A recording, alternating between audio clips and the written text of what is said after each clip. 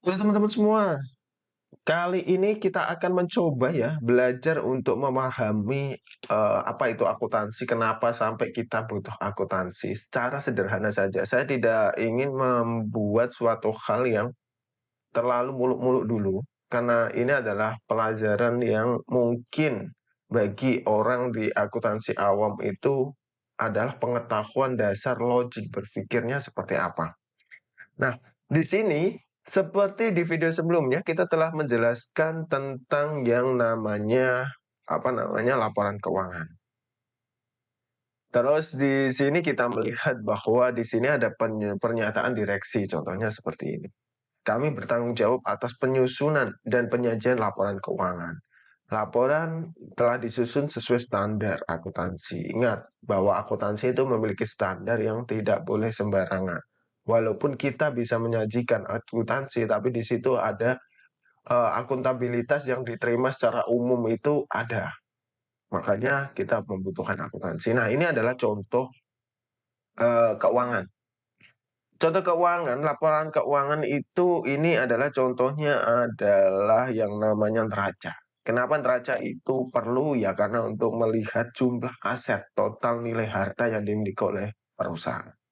Terus yang kedua adalah laporan yang disebut dengan laba rugi. Nah, di sini kita akan mengetahui omset, mengetahui keuntungan dan lain sebagainya yang akan kita jelaskan satu persatu. Oke, di sini kita akan menjelaskan kenapa kita butuh akuntansi secara sederhana dan secara logik. Oke, kita mencoba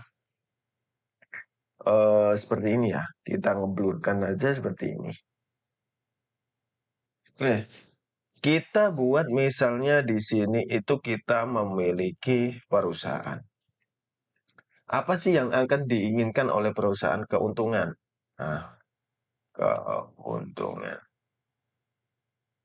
Dan kita ketika menjalankan perusahaan, tentu apa yang diinginkan yaitu memiliki harta. Oke, clear ya? Kita ingin keuntungan dan kita menginginkan harta. Nah, untuk menjalankan itu semua, tentu ada suatu bisnis yang dijalankan. Ketika bisnis ini dijalankan, apa yang akan kita lakukan? Misalnya kita adalah bisnis yang namanya toko roti misalnya. Di sini kita ada roti. Roti itu digunakan untuk apa? Digunakan sebagai perputaran bisnis. Untuk roti ini dibuat, kita butuh apa? Kita butuh bahan baku. Untuk membeli bahan baku kita butuh apa? Kita butuh uang. Nah, uang ini sumbernya dari mana? Misalnya pemilik. Nah, oke, selesai kan? Pemilik ada uang, uang dibelikan bahan baku untuk memproduksi roti. Nah, ketika memproduksi roti ini, yang dibutuhkan apa saja? Yang dibutuhkan adalah mesin. Nah, terus karyawan, terus bahan baku tadi. Terus misalnya ada pengepakan, ada packing. Nah, seluruh bahan ini ketika ready, itu kan jadi roti. Roti ini dijual.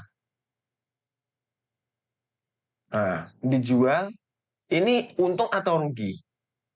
Ketika untung, masuk ke dalam keuntungan. Ketika rugi, masuk ke dalam kerugian. Nah, ini keuntungan ini akan masuk ya ke dalam yang namanya rugi laba atau laporan rugi laba atau income statement. Nah, ini baru laporan satu. Nah, ini ada mesin, ada karyawan, ada bahan baku, ada packing. Nyatanya di mana? Nyatanya adalah di neraca.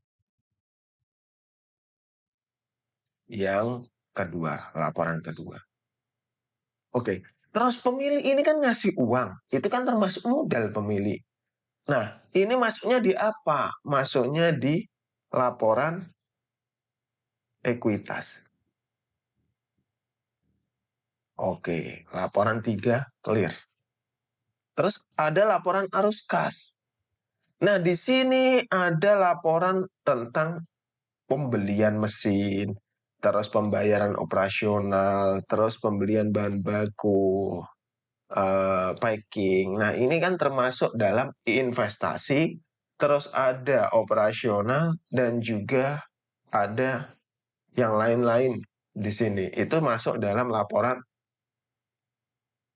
arus.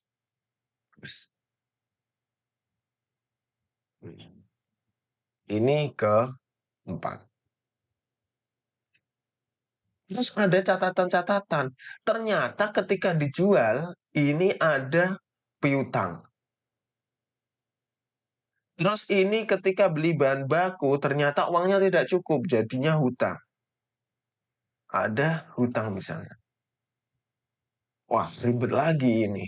Udah menjadi catatan laporan keuangan.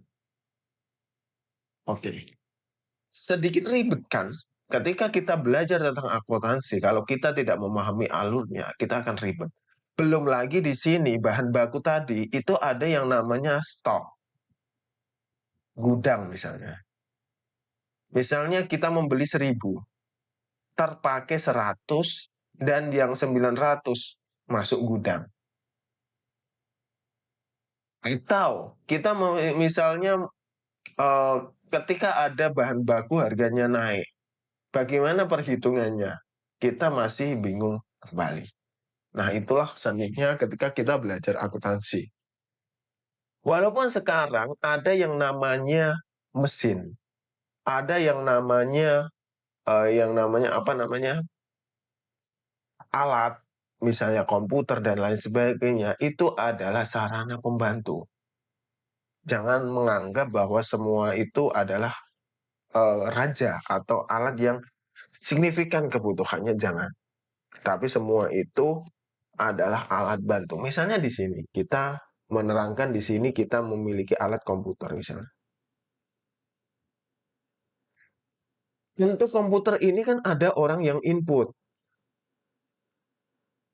Misalnya kita melihat minimarket. Minimarket ketika ada barang segitu banyak, ada barang di rak segitu banyak, tentunya ini kan ada yang namanya stok. Stok kalau nanti habis kita beli. Ini masuk ke rak. Nah, ketika ada pembeli, kita jual.